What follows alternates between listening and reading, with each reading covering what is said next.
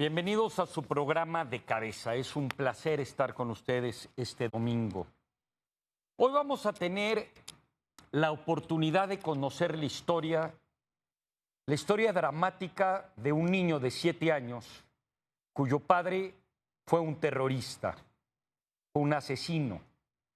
Además de ello, cometió un atentado que mató a mucha gente en Estados Unidos, en el World Trade Center. Su hijo no es su papá. Su hijo nos platica la historia, nos comparte. Vamos a hablar a profundidad de emociones muy fuertes, pero también de lo que hace ser a determinadas personas destructivas y cómo combatirlo, cómo realmente entender la mente del otro y cómo actuar de una mejor manera. Señoras y señores, es un honor tener con nosotros hoy a Zak Ebrahim y su gran obra, que la conocí primero en TED, The Terrorist Son. Welcome, Zak. It's an honor to have you here. Thank you very much to be with us. Thank you so much for having me, Andrés. Zak, I think it's the first time that instead of asking a person, please tell us who you are, because that's the introduction when I invite film directors, writers, neuroscientists. All your story is the whole program. You are the program. You are the message. So if we could start briefly, just telling us, what are you doing today? And then I would love, if you want, and thank you very much for being with us, to share with us what happened in your life when you were 7 years old. And from there on, we could talk and think about big issues that surround your life and your history. Again, thank you very much. What are you doing today, Zak? Sure. Thank you very much for the introduction. Well, for the last 10 years, I've been a public speaker and a writer, mostly talking about my life, the experiences that I had growing up, and ultimately the lessons that I learned from those experiences. I actually recently founded a nonprofit organization, and we have two programs, one in which we build gardens for families who are struggling with food security. With the pandemic going on, and here in the United States especially, people have very little to survive on. The unemployment is out of control. And so I thought that one of the greatest things that I have gotten out of gardening is a sense of accomplishment, a sense of self-worth. It allows me to connect to the earth. And I just found that it gave me so much. And, you know, as a kid who grew up very poor in the city, I didn't really have the opportunity to grow my own vegetables and things like that. So I didn't really get to learn how advantageous it was until I was much older. And so my goal with that program is to hopefully show people how much enjoyment they can get out of growing their own food. And we also have a second program, Sharon Matson, my business partner, and I, where we use art therapy to try and encourage communication between men like my father and myself. For many years, my father and I have attempted to have communication, but ultimately it was very unhealthy. And so we had this idea that perhaps we could use art as a way to facilitate that conversation. And our hope is that we can find others who either want to engage with communication with their family members or even potentially with people who have caused them harm in a way that isn't as intrusive as having a physical conversation. Well, we will go to that point, and it has to do a lot with forgiveness and to understanding. But, well, please share with us what happened when you were 7 years old, and if you could share with the Latin American audience, well, with the world, your story. And from there on, we could elaborate if it's good for you. Thank you again. Sure. Well, when I was 7 years old, my father assassinated the Rabbi Meir Kahane in New York City. Meir Kahane was the head of the Jewish Defense League, which at the time the United States called the largest terrorist organization operating inside of America. In fact, there were many people who saw this as the work of one extremist killing another. And frankly, it was very strange for a 7-year-old child to hear grown adults justify some kinds of murder and some not. But really, my father's radicalization process began perhaps a year, maybe a little bit more than that, before I turned 7. He began interacting with men like the blind Sheikh Omar Abdurrahman, who had fled Egypt, my father's home country, to America because he was believed to be responsible for the assassination of Anwar Sadat, the former president of Egypt. So he came to the United States and began trying to raise funds and find volunteers for the war effort that was going on in Afghanistan at the time. Millions of Muslims around the world and inside of Afghanistan were fighting the Soviet Union, and this war was being funded secretly by the United States. So the blind sheikh and men like my father were heavily involved in trying to get other men to go fight in this war.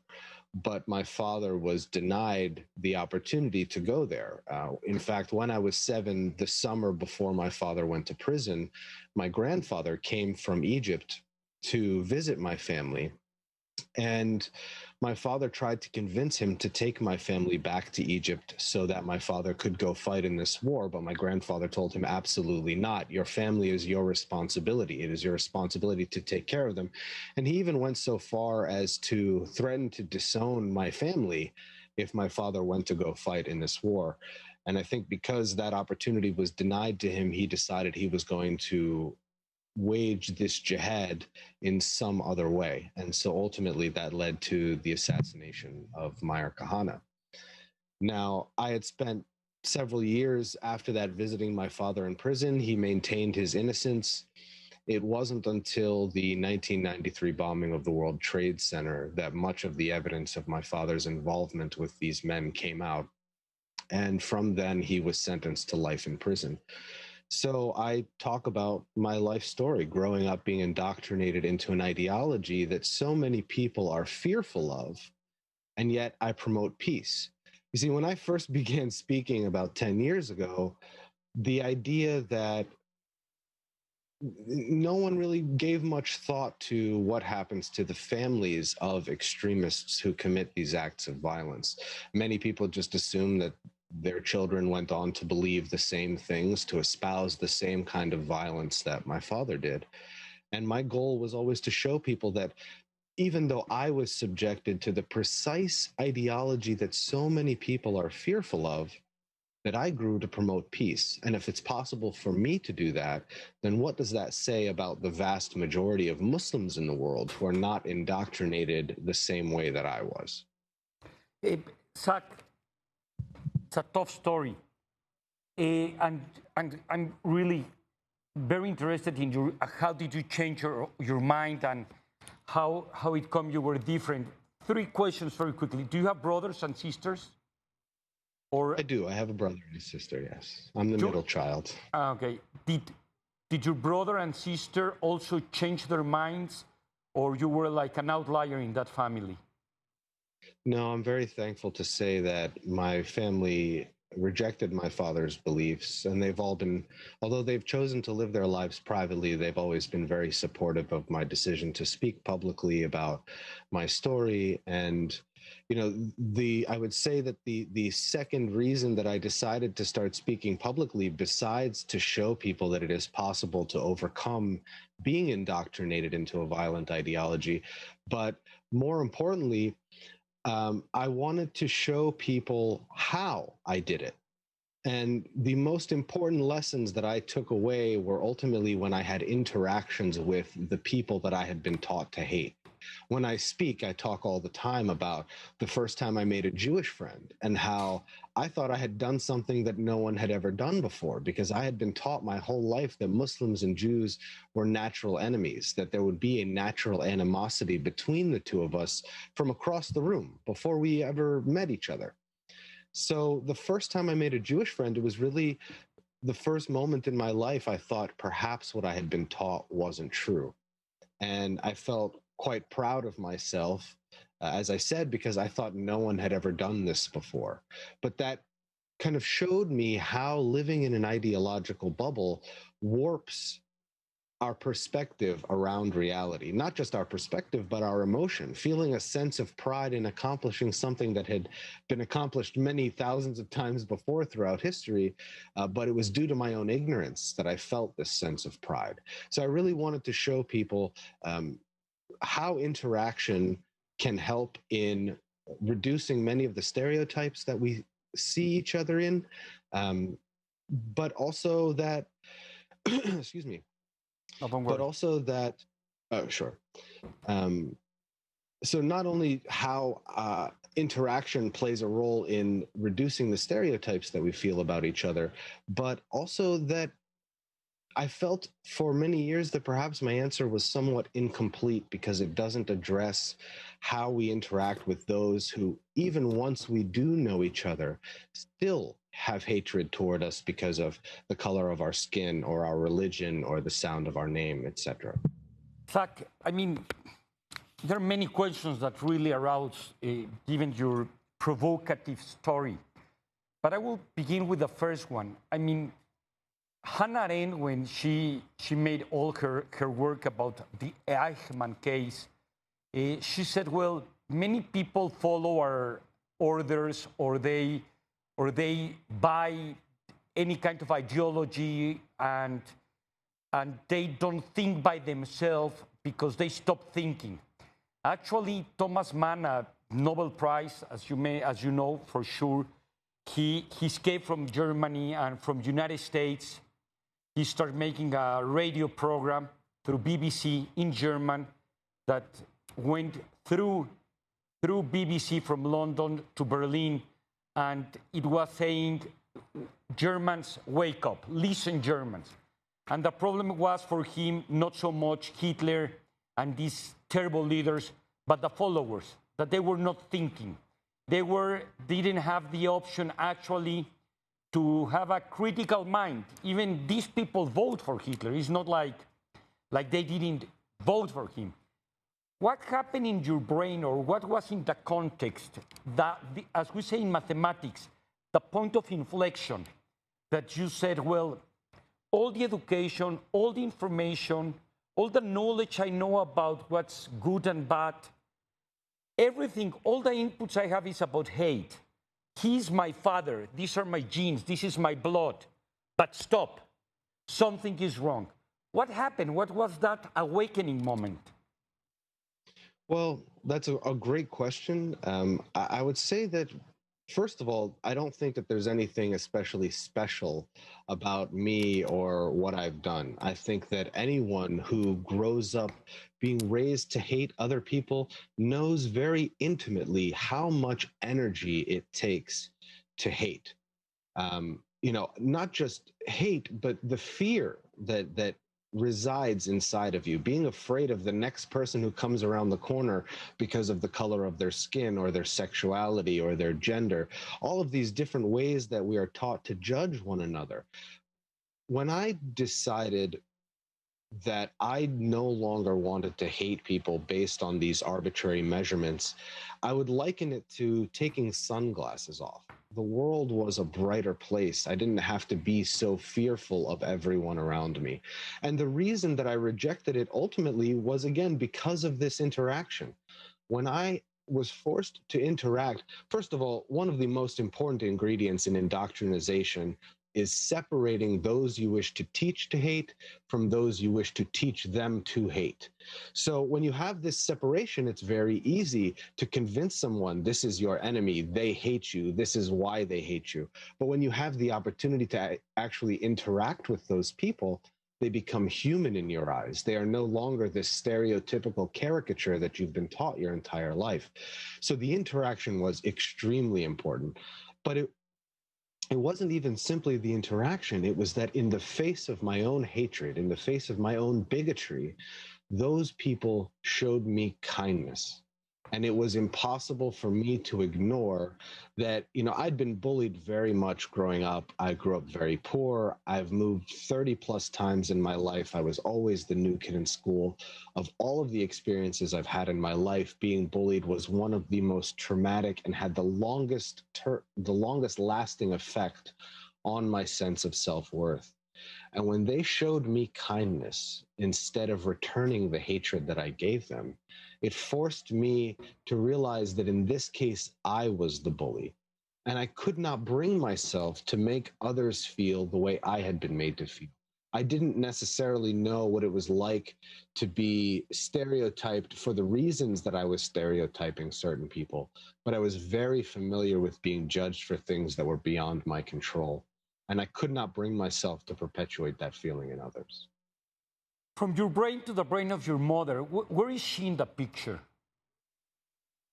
Well, my mother had a very difficult life after my father went to prison.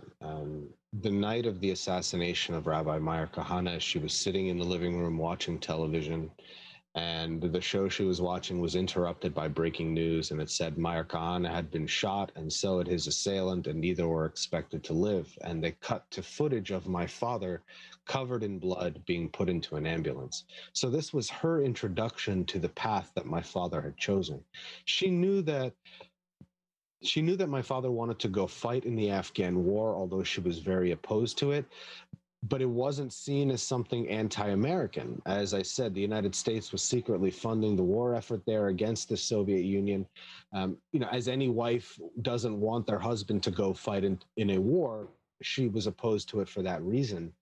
But she had no idea that him wanting to go fight in this war meant that he needed to be a part of this larger jihadi movement that was going on around the world. So from the day my father went to prison, her life was turned upside down. And she really tried her best for my entire childhood to keep a roof over our heads, to keep my family together. And, I approached her when I was about 16 or 17 years old. I made friends with a young gay man, and he was one of the people that showed me kindness in the face of my own bigotry. And as my mind started to change, I went to my mother, and I talk about this all the time, and I mentioned in my TED Talk.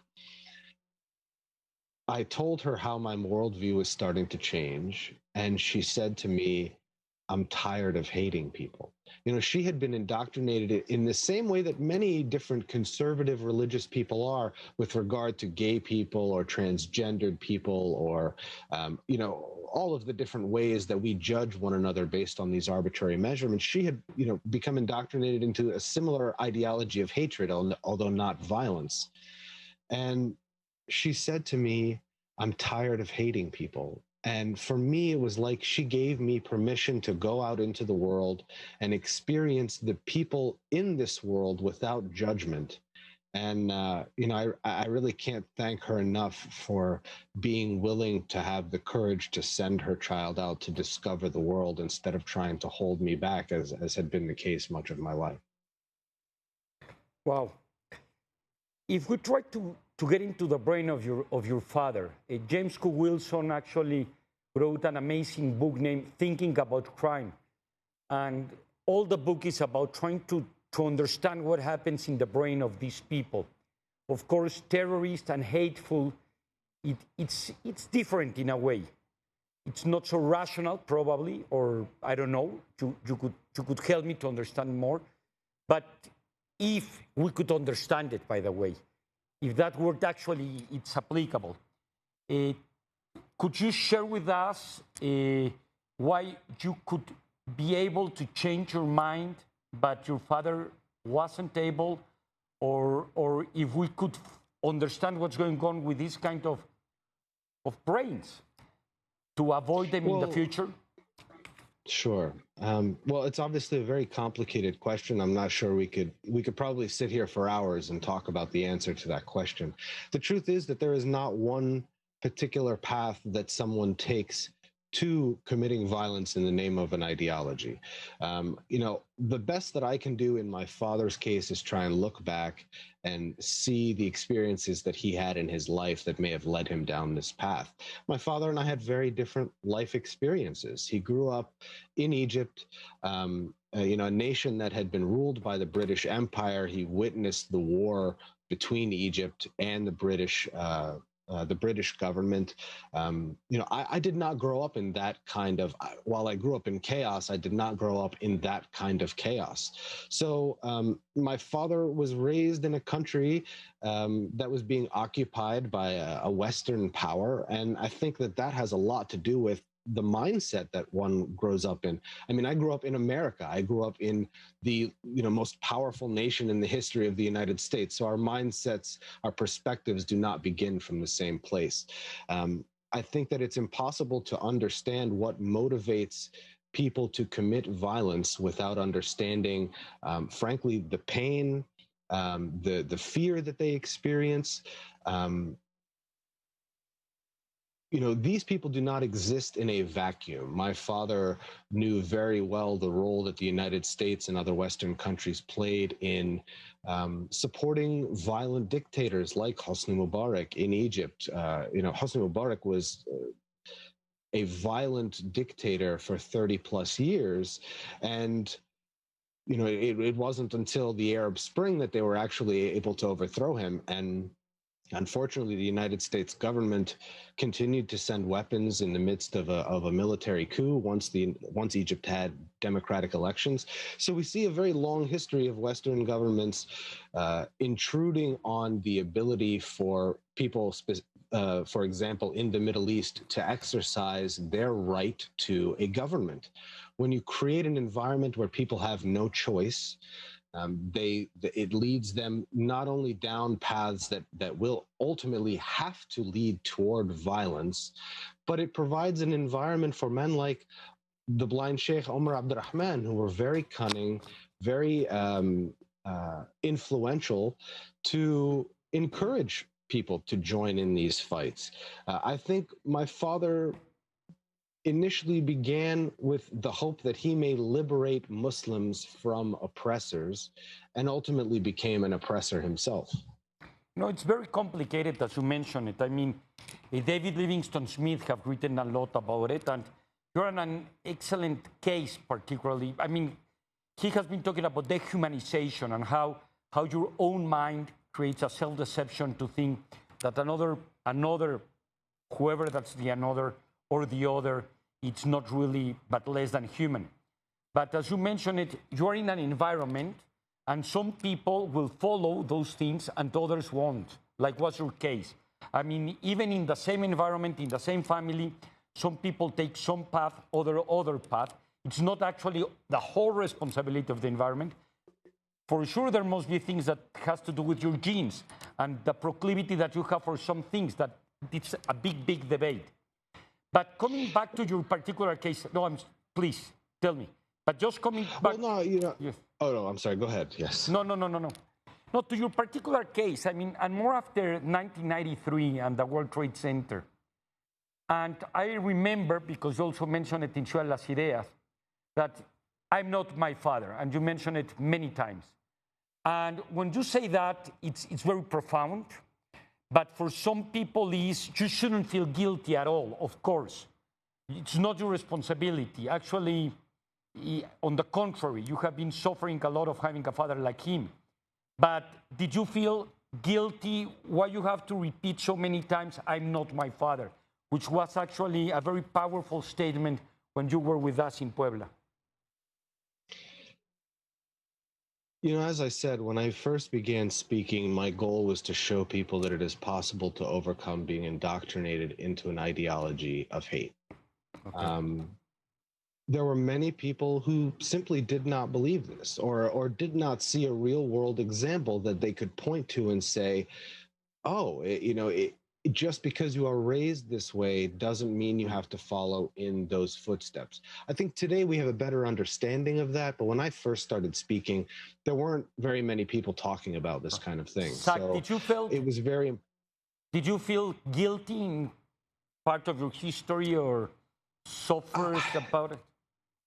You know, that's a difficult question to answer because I feel that perhaps maybe I go back and forth. You know, I realize that I'm not responsible for my father's actions. But at the same time, I realize that men like my father have been used as examples by other tyrants to justify horrendous crimes against humanity.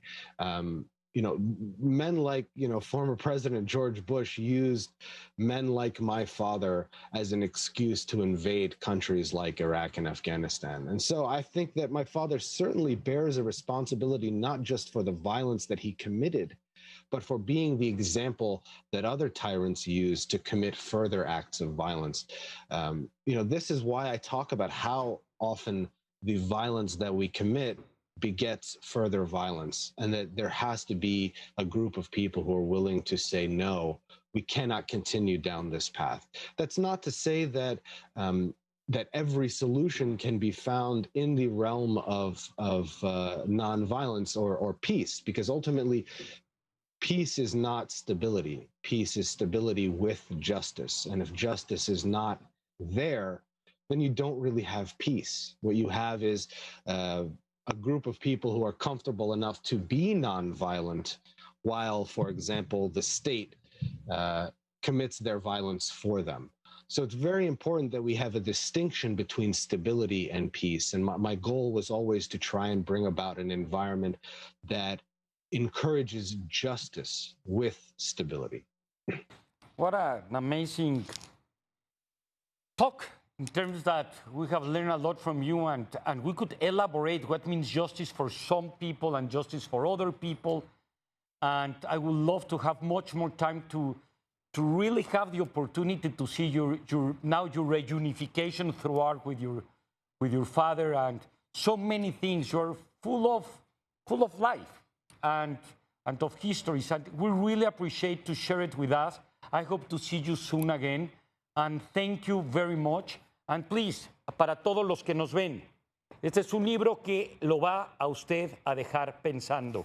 Escrito por Zak Ebrahim, la historia de un hijo cuyo padre es terrorista y hoy se encuentra en la cárcel. Esto es De Cabeza. ¿Qué nos pasa? Zak, it's a pleasure to be with you. Thank you very much. Thank you for the opportunity. I miss you, and I miss Ciudad de las Ideas very much. So thank you for the opportunity. Muchas gracias. Señoras y señores, gracias por estar con nosotros. La idea de este programa es que surjan más preguntas que respuestas, que nos cuestionemos no solamente el cerebro del otro, sino nuestro propio cerebro. ¿Cuáles son nuestros prejuicios que probablemente hasta desconocemos? Nuestras disonancias cognitivas, nuestro racismo, nuestro odio, cómo trabajarlo, cómo aprender, por supuesto, de una persona como Zak Ebrahim. Esto fue De Cabeza. Buenas noches y quédese aquí en su canal ADN 40. Muchas gracias.